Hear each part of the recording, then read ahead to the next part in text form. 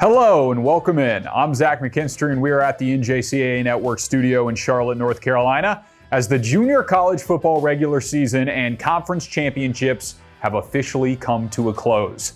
That can only mean one thing. It is time for the NJCAA National Championship playoffs, which we start with the NJCAA Division I Football Selection Show presented by Digital Scoreboards. The committee has picked and ranked the top 4 teams that will compete with the semifinal round at the site of the better seed.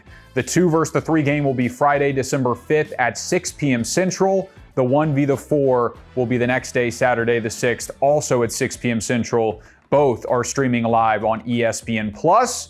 The winners of those 2 matches will travel down to Canyon, Texas and West Texas A&M for our D1 Football National Championship game on Wednesday, December 17th at 6 Central. Okay, now that we have that cleared up, here's how the selection show will work. We unveil the rest of the final rankings of the season, number 15 through number 6, come back and we reveal the top 4 teams and the first team out. And then we wrap up by talking to committee chair Jake Ripple about the decisions and what went into that process. All right, let's get started. We open up with the number 15 in this week's poll. Heinz CC. What a monumental season it's been for the Eagles. It's been a struggle since their MACCC runner-up finish in 2021, but this was the year Heinz broke through with some big wins. They finished with a 6-3 season, including a ranked win over then number 7 Copiah Lincoln, and dual threat quarterback Jalen Ruffin led the team in passing and rushing, and the Eagles had some defensive playmakers as well, like Kevin Beckham, who had 43 tackles, 3 picks, and a forced fumble on the year. Congratulations to Heinz. Next up is the 14-ranked team, Snow College. The first team out of the playoffs last year had a tough schedule this campaign. 3 of their 4 losses came to ranked opponents at the time. Head coach Zach Erickson and the rest of the Snow family is excited for the future, though, joining the Southwest Junior College Football Conference next year, and they hope to leave a mark. Okay, let's move to number 13, Northeastern Oklahoma A&M. Another Zach coach that has done a great job. Zach Crissup led his squad to an SWJC-FC Conference Championship appearance this year, and the first of his tenure, as well as the program's first since 2018. On the 4-game win streak that carried them into the championship game, they averaged over 465 yards per game. Look out for NEO as a former powerhouse that is back on the rise.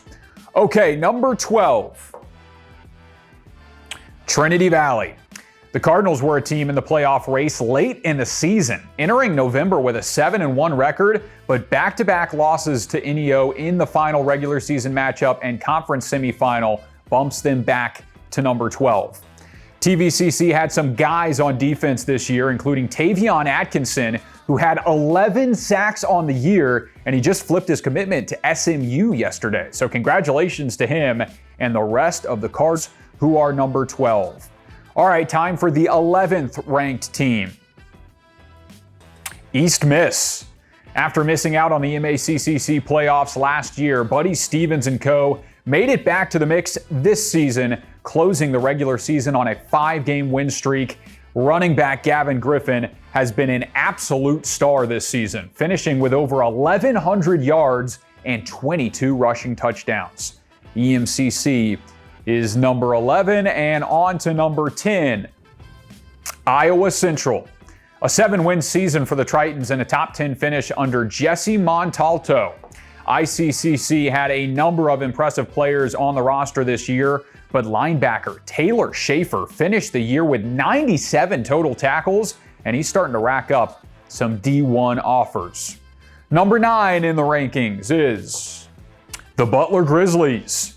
First-year head coach Kyle Woodall has done a great job with the Grizzlies squad this year. Only 3 losses, and 2 of those came against Hutch and Iowa Western. The Grizzlies' run game has been spectacular, with a strong front 5 and the nation's leading rusher, Marcellus Bass, who averaged 123 rush yards per game this year. They're the number 9. Down to number 8, Copiah Lincoln. The Wolves had another strong season with an NJCAA playoff berth, but endured a heartbreaking end to their season when they lost to Northwest Miss in the semifinal on a goal line interception. Still plenty to be proud of and plenty to look forward to, as Colin had the number 4 rush offense in the country this year, and they have some freshman running backs that could make a difference in next year's season. Let's keep on moving. Number 7, Coffeyville. After a tough overtime loss to Cisco at the start of the year, the Red Ravens bounced back with a 7-2 close to the season, and those losses came against Hutch and Iowa Western. Quarterback Mac Armstrong had a great year, passing for nearly 2,000 yards with a touchdown to interception ratio of 19-1. Okay, that brings us to the final ranking update before we get to our national championship seeding. The number 6 team, Mississippi Gulf Coast. The Bulldogs have fell in the NJCAA semifinal each of the last 3 years, but this season they broke through and made it to the conference championship. A battle against Northwest Miss ended as the game-tying field goal was blocked, allowing the Rangers to burn the clock. Sophomore quarterback Landon Varnes wraps up his JUCO career with over 5,500 passing yards and 58 touchdowns in 2 years. Bright things coming for that young man, and plenty bright things coming for MGCCC. Okay, that's the 15 to the 6 in the rankings. It is time to send you to break, but when we return, we dive into the top 5 and the 4 teams that get to play for a national title. We'll be back in a moment. Intensity fuels these champion student athletes to greatness. Zurich Insurance is proud to be the official provider of student athlete insurance for the National Junior College Athletic Association. Throughout the highs, we cheer along to their screams of victory. Throughout the lows, we support them through their tears of defeat. Zurich Insurance, helping student athletes play the sport they love.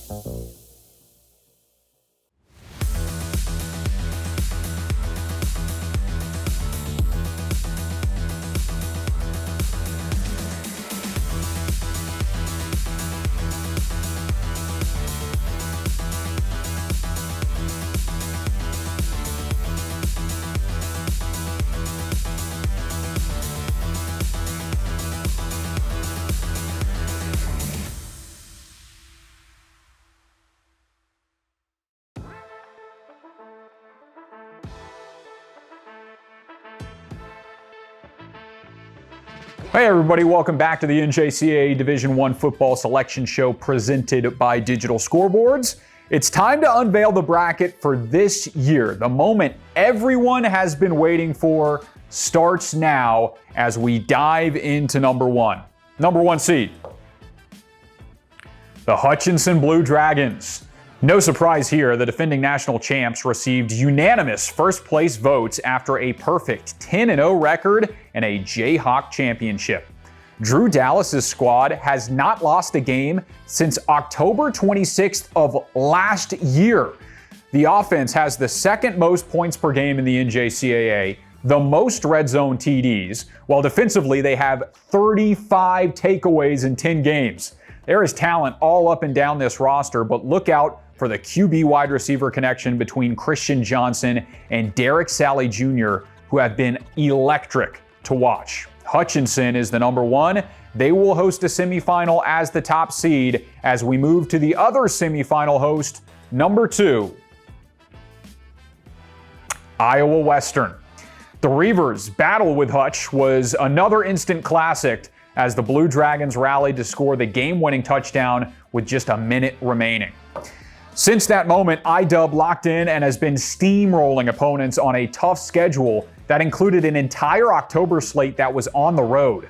The Reavers can run the rock with Daniel Swinney and a number of other solid backs. Malachi Marshall has done a great job since Hunter Deckers passed the torch last year, and this D-line is just nasty. 60 total sacks as a team. That leads the country.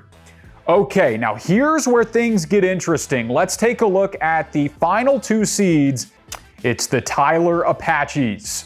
Head coach Tanner Jacobson has been building and building since he started with the Apaches, and this was the year the culmination of his work came to fruition. a perfect 11-0 season, and a Southwest JC football conference title. Road wins at Snow, at Trinity Valley, a miracle win at Nimmi, and things have just been rolling TJC's way all season long. QB Trey Guerra makes this offense tick. They have some really good receivers and a number of good running backs. Now they'll have to take all of that back on the road to play at Iowa Western in the semifinals, but man, is that going to be fun to watch. All right, time for the final team that gets a chance to play for a national title. Northwest Mississippi.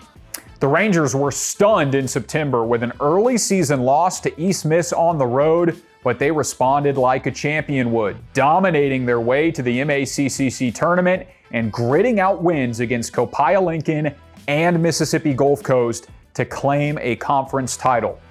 When the Rangers establish the run, they are really hard to beat, averaging 180 on the ground per game while only allowing 50 rush yards on average this season. They'll go against Hutchinson in the semifinals, and that battle in the trenches might decide that game. Really excited for that one as well. And that leaves us with the number 5 team as the first team out, and it's Georgia Military. The Bulldogs had a 10-win season with the only blemish coming on the road at Iowa Western early in the season.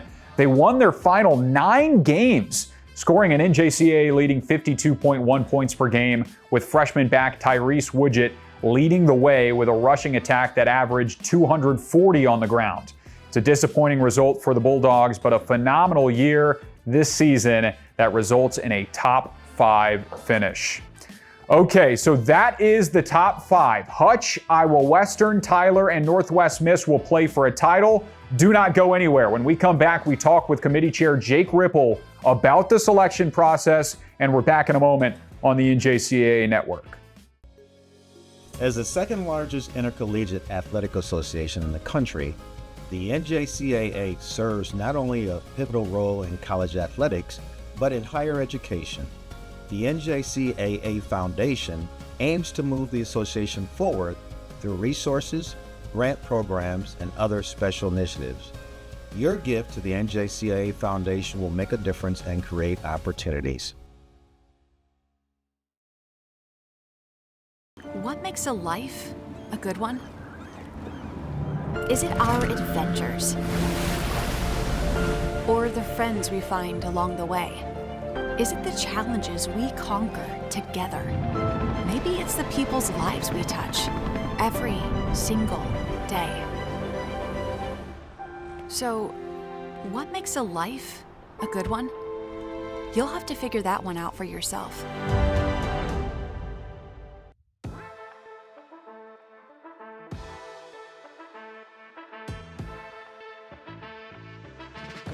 Hello, everybody. Welcome back into our NJCAA Division I football selection show presented by Digital Scoreboards. We have a great guest with us right now. It is the D1 Football Committee Chair, Jake Ripple, joining us to talk a little bit about the decisions made today. So, Jake, thanks for joining us. Appreciate you hopping on.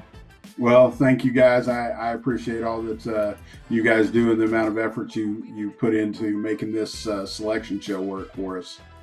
Absolutely. It's been a fantastic season all around. Building out the top 4 and really this final rankings of the season is not an easy job for any committee, but you guys got the top 4 in. What were kind of the hardest decisions that were made last night when these votes came in? So I think we had 2 really big discussions through the whole call. Obviously, one of the discussions was a little bit, Iowa Western's been in the 2 spot all year, and Tyler, climbed up to that 3 spot. But, Tyler being an undefeated conference champion, we at least had to have a discussion about that 2-3 spot. And so we talked about it for a long time. But in the end, I think when we looked at everything, the strength of schedule really played to Iowa Western's side. They made sure, obviously, in addition to playing in the Kansas and Iowa Alliance, they went outside of that and played Snow and Georgia Military as well. So their strength of schedule really is kind of what carried them through. carried them through in that 2 spot, but there was a lot of discussion there. And then the other discussion point was between Northwest Mississippi and Georgia Military, and obviously Georgia Military having the success that they did a year ago and getting into the playoffs a year ago carried quite a bit of weight when we talked about things. And and they were 10-1. They had a very, very good year, and it's never easy when you get down to a situation like this when you've got 4 teams that are all pretty deserving, 4 teams that had amazing years, and in the end I say that 5 teams that had amazing years, and in the end there's only 4 spots for those 5 teams. So in the end, we had a discussion, but once again we kind of stuck to what we had talked about and the strength of schedule, and that kind of carried Northwest Mississippi through a little bit.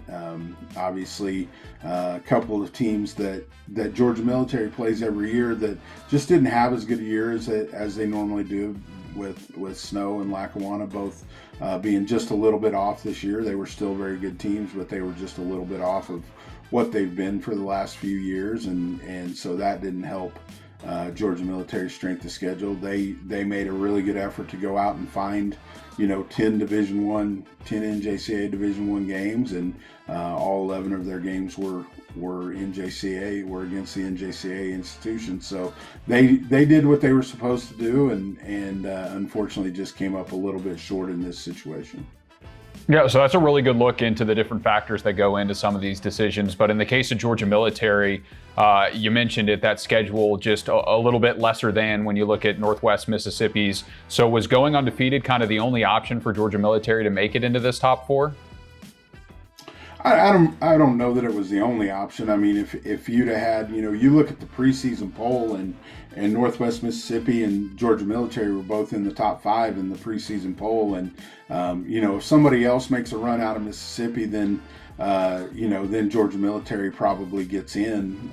There were a couple of teams that were all really good teams, but Northwest had been up there in the poll the majority of the year, and kind of stayed steady the whole year. They took that early loss to obviously what's their biggest rival in East Mississippi, and then the rest of the way they won out the rest of the way. So really good year on their part, and I don't think that.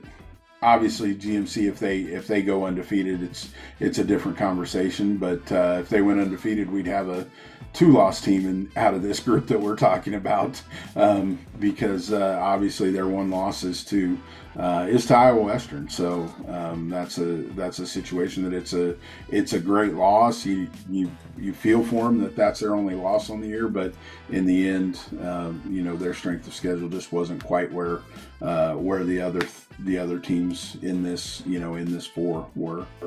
Yeah, so let's talk about the 4 that are in, with Hutch and Iowa Western, Tyler, Northwest Mississippi. You talked about it a little bit already and before our call, but a lot of those teams were in those preseason ranking top 5s, and they performed throughout the season as expected throughout the year. On top of that, coming from different conferences, you got 4 different areas of the country represented and talent all over. What excites you most about these 4 teams? I think it's one of the things that really excites me about this is to see Tyler back in the playoffs. It's been a long time since Tyler's been in this situation. I don't think they've won the Texas League since 2000, and so to see them do what they did this year, obviously I had a first-hand look at them back on August 22nd. We played Tyler at their place back in August, and so I had a chance to see them right off the bat, and I knew defensively they were a special team.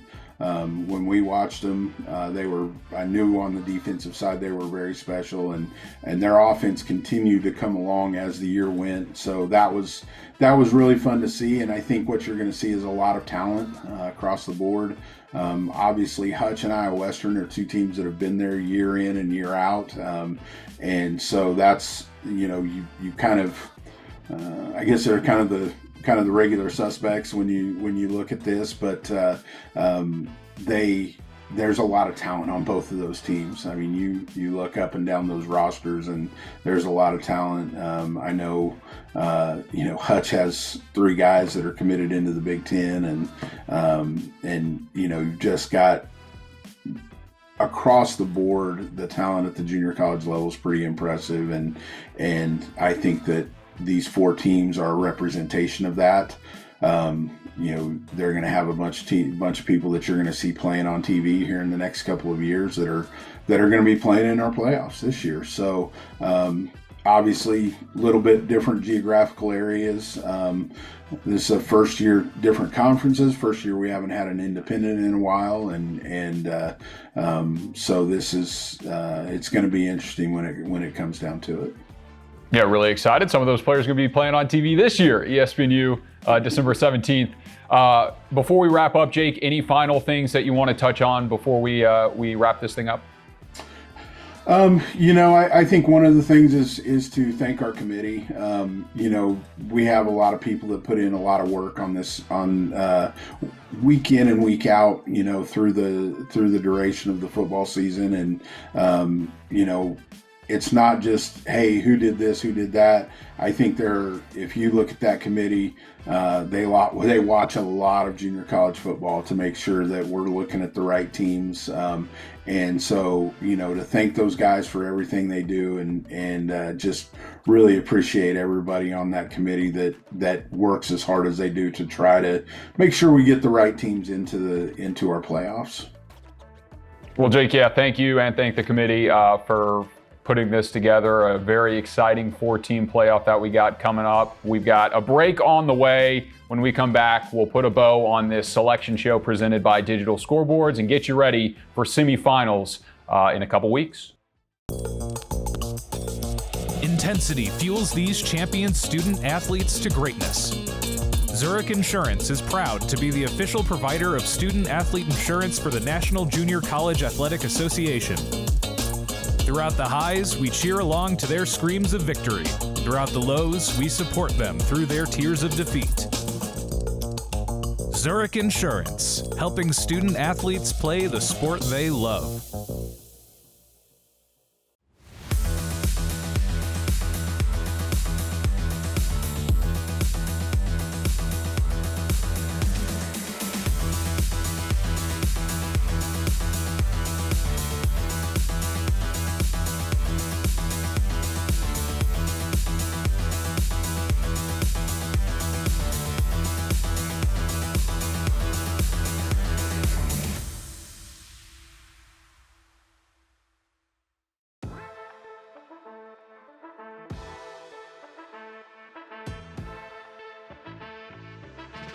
Welcome back. It's time for one final look at the 4-team playoff. Let's start with the semifinal between Iowa Western and the Tyler Apaches. It's in Council Bluffs on Friday, December 5th at 6 p.m. Central. And then the semifinal between Hutchinson and Northwest Miss is Saturday the 6th at 6 p.m. Central, with the 2 winners battling for a national title on ESPNU Wednesday, December 17th. Okay, thanks all. Congrats to those 4 teams and all the ranked programs that had great seasons. We're signing off from the NJCAA studio in Charlotte. I'm Zach McKinstry, and we'll catch you next time.